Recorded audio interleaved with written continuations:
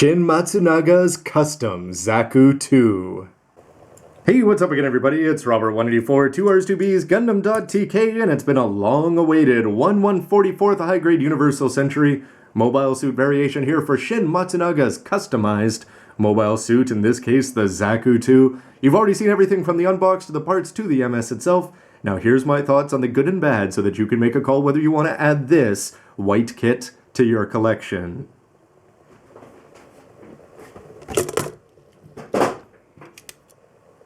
He's going to be on the ground to kick things off for the negatives, and that's due in no small part to the fact that Bandai, around the box and in the manual, they're not going to be showing you too many ground poses. Why? Because, well, really, he doesn't have all that much posability, and there's not all that much variety in what he can do.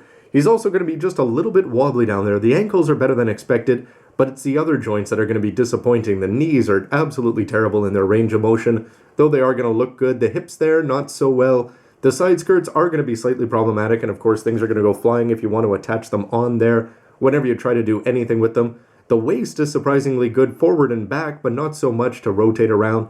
Shoulders good, but again, the elbows barely 90, or just over 90 degrees. Nothing too exciting, and just the fact that you've got to put this guy together with the waist and the torso, everything is going to be one piece.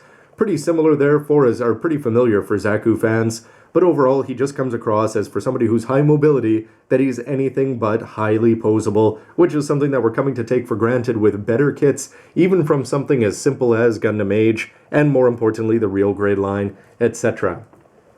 In terms of weapons and extras, well, the machine guns and the bazooka are going to be very, very dull, all gray, as is the wont with Zaku's here. And you're also going to have the Heat Hawk, always disappointing. You see it in some cool pictures, nice purple, yellow.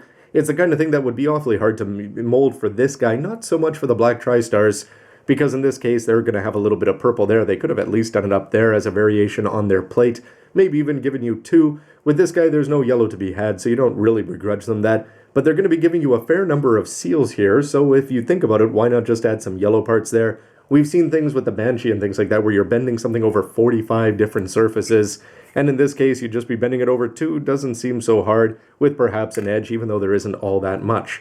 Speaking of weapons, they're barely going to be moving once you put them in hand. In terms of just the actual posability, you're just going to have these parts over here, and the stock, everything about this machine gun is just going to be banging into the forearm. You can't really do all that much with it, which is to be expected over the years with HGUC. You just think that they would have come along with a new design or done some tricks with the wrist, that they could have had something that stuck out so the wrist is off to the side and you can actually have the machine gun lined up a little bit bigger. But in terms of the weapons rack, if you see here, I've got 573. I've kept that on just as a reminder. If you're going to be doing this and you want to go ahead and put this on, you can't put the seal on, or you've got to put this on and put the seal on underneath, and then never ever take this off, which would look a little bit unimpressive, I think, as he's going to look cool, I'd say, in his planar form here. However, just the fact that it's going to be such a tight slide to get it on there, and you've got a seal underneath, poor planning. But if you want to talk about poor seals, look at this poor one over here. I haven't touched it since I put it together. It's falling off in a natural course, but if you saw the parts video, underneath the top of the shoulder it's going to be falling off. Underneath it's horrible, and there's going to be bubbles all over the place, as there is a lot of curvature here, and when you try to put a seal on something that's going to be curved around like that, I don't really know what else Bandai expected besides the fact that it's going to be coming off all over the place. Could they have segmented it? It's the kind of thing where perhaps they could have done a top and a bottom, as they've got that spike there, which is sort of going to be covering up 90% of that middle there. There's just a few millimeters sticking out on either side. The idea is great, however the implementation, not so much. Another knock that you can make is when you look at the thrusters painted up by the pros around the box, it's just disappointing because there's so much red that you'd have to go ahead here and paint, and that counts for down for the thrusters on the legs as well. It's the kind of thing, there's almost enough red in these kits that they could have given you some red plastic. It's the kind of thing where for 2,500 yen with a real grade, you know you'd get that, as they'd have color on top of color here, but just seals going around there, a little bit disappointing. It would have been nice if there was at least a little bit of black on red there, and it would have looked even better for the thrusters down below, even though you're not going to be looking into them all that much. With the dirty laundry list out of the way, how about the positives? Well, I'm going to say right from the start, look at that cover art there. MSV Promiser blazoned on there prominently. The mono eye, and how cool is that to have the Dozzle Zabby in the background? Just makes you want to add even more variations to your shelf. But everything from the unbox here, when you take it out of the box and you get to see the white, looking fantastic, tons of plates for an HGUC. When you want to go back and look at old school Zaku's, You're talking 3-4 simple plates here, and they're just getting better and better. Not to mention the colors here. For an all-white mobile suit, he's got lots of color apps in all the right places there, with the gray looking fantastic on the backpack, the chest, and on the boots. Not to mention the knees here, as you can expose that little bit of inner frame there in a good way. The seals and the thrusters down, and the black piping is just the icing on the cake there. And then for the seals, what more can you say? You've got the 573 on the front of the feet. You're going to have this part, yes, it's going to be pulling up all over the place. But if you put it down just for a short time and Q-tip all over the place, it's going to go in there. The shoulders here, Shin Matsunaga is going to have his own custom right shoulder, which is a fantastic touch there. And just the WWs and the wolves, that's going to be all over the place. Simple red seals and the black parts back there. Yeah, it's not red, but at least it's going to be set apart. And besides, it's going to be hidden in the back where you're not going to be looking at it anyway. But the other wolf touches, these are just fantastic. I love the wolf hands that you're going to be getting there. The wolf front skirts there, as they're going to have the 4 little tick marks on there. The commander's antenna, you've got the choices if you want to swap them off. And you can also just go with the regular head, although for a high mobility one, I don't know why you ever would. But the fact that they're going to be giving you things like the weapons rack, and the weapons rack is going to hold all 3 weapons rather well. You just have to worry about the seal there, so just put it on in the right order, or don't put it on at all, which is the thing that I should have done in hindsight. These weapons, they are going to fit on the hips. Yeah, they're going to fall off if you pose it, but if you're not posing, they're going to stay in there. Extra ammo, tons of positives just from looks, if you can get past the posability, but it's going to be surprisingly posable in the right places with the waist and with the ankles.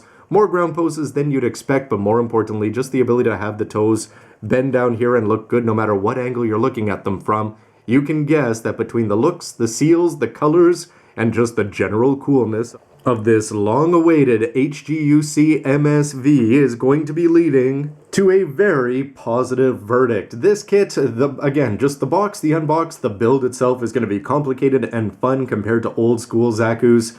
Just everything about this screams 2013. And I think that one of the knocks against this is just that we've had to wait this long. We've had a couple master grades there, which shows somewhat the popularity, especially with older fans who generally want to go out and buy every Zaku that they can get their hands on, especially the ones they grew up with in the early 80s. However, the fact that we haven't had an HGUC of this for almost the last 14 years since the line began, it just sort of seems like Bandai missed the chance, because printing Zaku's in black and red and white, and then whatever other ones you want to go with in terms of cool variations back there, I'm talking about you, Dozzle Zabby, just seems like a license to print money, as all they have to do is do the custom things like making this special plate here, just for Shin Matsunaga and whatever they're going to be doing for Johnny Ridden et al. Anyway, it's just the kind of exciting thing that I wish we had it before, but in a way it's better that we get it now, because knocks aside for posability, if you just look at the details that are going to be emblazoned in there, onto the backpack and on the legs themselves, that's what catches the eye, that's what screams high mobility, that's what screams MSV. But even though there's no anime power for him to seize, it's just a testament, going back in time, to the fact that he was just a cool color variation with some fantastic box art. And this is the kind of thing that he's lived on in fans' hearts for the last 30 years. And getting him home in this, he has seized his non-animated chance with his fangs and will not let it go. So for the future, you've got to wonder what could be in the cards here. We've already got a Master Grade and a Master Grade 2.0. That's something that not a lot of kits get the honor or the sales that are going to justify. The fact that he's got recolor possibilities out the wazoo is only going to help. But where could they go next? Could we be getting SD high mobility Zaku's? Anyway, I'd love to see more, and we've already got the Zaku molds in terms of Shars and the green one. You just have to wonder how much longer.